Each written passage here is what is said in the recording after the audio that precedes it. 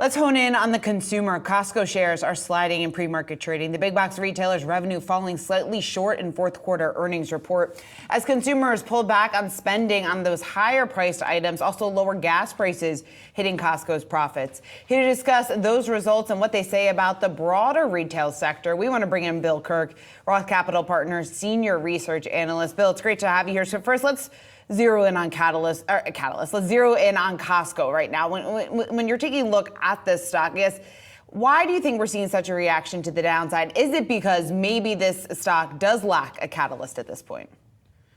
I think it's more how the stock and the company is viewed. It's universally loved. It's operating extremely well, and the valuation in where it trades reflects that. So it is to some degree priced nearly for perfection. So any little pause in momentum, any little hiccup in margin is accentuated when you have a valuation that high. And so they're still gaining share.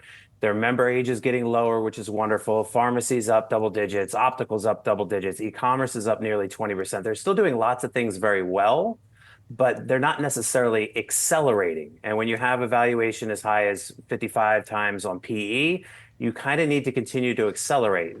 When you start to maybe stall, even at wonderful levels, that's when maybe you give up a little of your gains. Bill, is the valuation issue idiosyncratic to Costco, or is it about consumer discretionary overall, which has been the biggest gainer sector-wise for the month? It is most elevated at Costco. So Costco carries the highest multiple in any of my coverage. Its multiples more than double what Walmart's is. And if it's 55 times PE, that dollar of earnings you're paying 55 for, even if that grows at 10% per year, that's going to take you 20 years to get your 55 back. So it's a long payoff period for a company that is consumer staples, consumer discretionary, and kind of limited in those parameters. Is it still well positioned, do you think, to take share? And I guess what does that timeline look like, and in what scenario? I guess if we do see the economy able to avoid a recession, I guess what does the upside then look like for Costco versus the fact that you could make the argument if we were to see more pressure, maybe more people then will be shopping at Costco? Their value offering obviously does very well in all environments. Where value seeking increases, they offer some of the best value available in core high frequency items, especially like grocery. So there's a lot of value to see there. They're also seeing a little bit of shift from restaurants. So they noted on the conference call that they're seeing a little shift from away from home spending toward at home. And they called out some of their kind of ethnic food options as where they might be seeing that, or as evidence of where they are seeing that.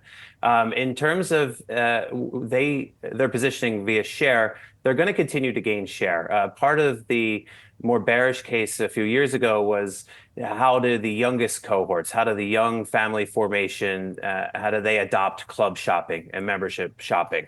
And for Costco, they've come into the stores very willingly, eagerly, and you can see it. They say their membership age continues to fall, right? The age of their members, and that's a wonderful long-term sign for gaining share. And to be clear, they're absolutely. I mean, their comparable store sales are nearly 7%. That's the best share gains in kind of the larger retail food and staples world.